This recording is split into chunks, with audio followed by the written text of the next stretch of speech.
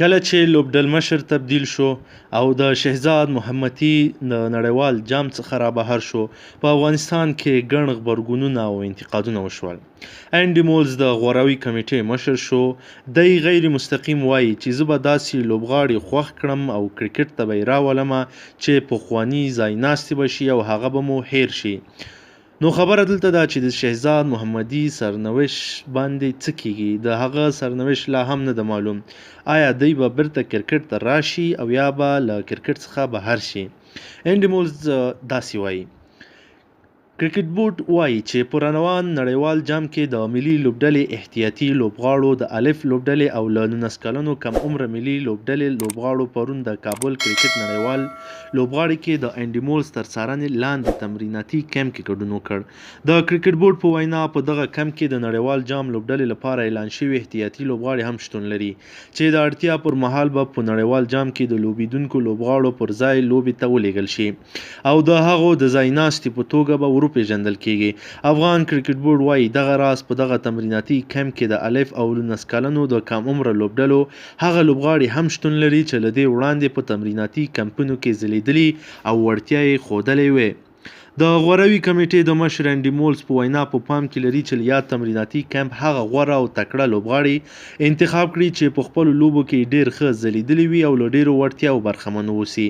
نوموړی دغه راز وویل دغه تمریناتي کیمپ به د روانې جون میاشت په 26مه نیټه یعنې 6 ورځې وروسته بشپړ شي او له منځه به یې پیاوړي لوبغاړه په نښه کړي.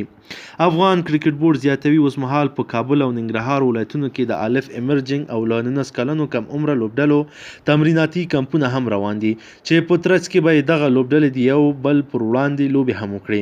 کرکټ بورډ وایي دغه تمریناتي کمپونو یوازینۍ موخه د ایمرجنګ او له 19 کلنو کم عمره لوبډلو د آسیایي جامونو لپاره چمتووالی او د بنګلادیش پر وړاندې د راتلونکو لوبو په موخه د افغانستان الف لوبډلې لپاره د غوره لوبغاړو په نښه کول دي. دغه راز د یادولو ده چې د افغانستان الف لوبډله به په راتلونکي جولای میاشت کې بنګلادیش ته ولاړه شي او دغه میاشتې تر پایه به د بنګلادیش الف لوبډلې پر وړاندې 15 ورځني او 2 ورځني یا فرست کلاس سیالي وکړي. انډي مولز 2015 میلادي کال کې د افغان لوبډلې روزونکی و او یوه اونۍ وړاندې په داسې حال کې د افغان لوبډلې د غوراوي کمیټې مشر وټاکل شو چې افغان لوبډله د بې اتفاقیو ښکار وه او نړیوال جام کې 15 لوبې په پرله پسې ډول بایللې وې. د لوبډلې په بې ثباتي کې افغان کرکټ مینوال او هیوادوال د کرکټ بورډ مشر عزیز الله فضلي، اصغر افغان او ځینې لوبغاړي دخیل بولي.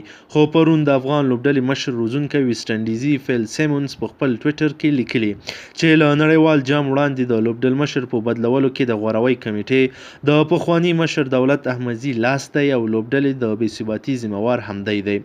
دولت احمدزي تر اوسه د فیل سیمونز د دې سرګونو په اړه غبرګون نه دی ښودلی. ملګرو که هغه دوستان له کرکټ سره شوق لري او غواړي چې په کرکټ ټیم کې ولوبېږي او وړتیا لري نو ملګرو کمپونه شروع دي. په کمپونو کې داخله واخلئ او خپله وړتیا ثابته کړئ.